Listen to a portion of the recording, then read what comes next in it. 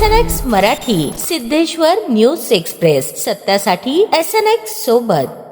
सोलापूर महानगरपालिका सार्वत्रिक निवडणूक प्रक्रिया नुकतीच यशस्वीरित्या पार पडली असून नव्याने निवडून आलेल्या पदाधिकाऱ्यांसाठी महापौर, उपमहापौर तसेच विरोधी पक्षनेते व विविध समित्यांच्या कार्यालयांचे नूतनीकरण व सज्जतेचे काम अंतिम टप्प्यात असून वेळेत काम पूर्ण करण्याचे नियोजन करण्यात आले आहे. या अनुषंगाने महानगरपालिकेच्या मुख्यालयातील काउन्सिल हॉल, महापौर व उपमहापौर कार्यालय, विरोधी पक्ष कार्यालय तसेच विविध समित्यांच्या कार्यालयांमध्ये सुरू असलेल्या नूतनीकरणाच्या कामांची आज आयुक्त डॉक्टर सचिन ओंबासे यांनी प्रत्यक्ष पाहणी केली.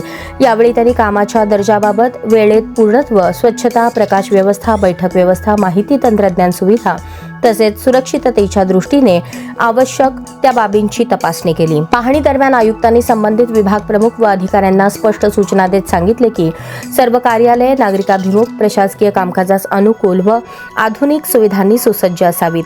काउन्सिल हॉलमध्ये सभासदांसाठी योग्य आसन व्यवस्था, ध्वनी व दृकश्राव्य प्रणाली, वातानुकूलन, स्वच्छता व सुविधा उपलब्ध करून देण्यावर भर देण्यात यावा अशा सूचना त्यांनी दिल्या.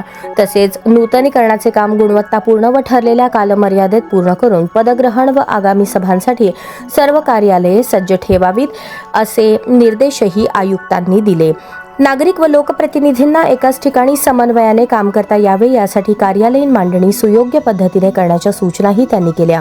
या पाहणीमुळे महानगरपालिकेत प्रशासकीय व लोकप्रतिनिधींचे कामकाज अधिक सुसूत्र, पारदर्शक व कार्यक्षम होण्यास मदत होणार असून लवकरच महापौर, उपमहापौर, विरोधी पक्षनेते व विविध समित्यांची कार्यालये पूर्णपणे सज्ज होणार आहेत. यावेळी नगर सचिव प्रवीण दंतकाळे, नगर अभियंता सारिका अकुलवार, कार्यकारी अभियंता विद्युत राजेश परदेशी, अंतर्गत लेखापरीक्षक राहुल कुलकर्णी, सह अभियंता विद्युत महादेव इंगळे, नितीन गायकवाड आदी मान्यवर उपस्थित होते.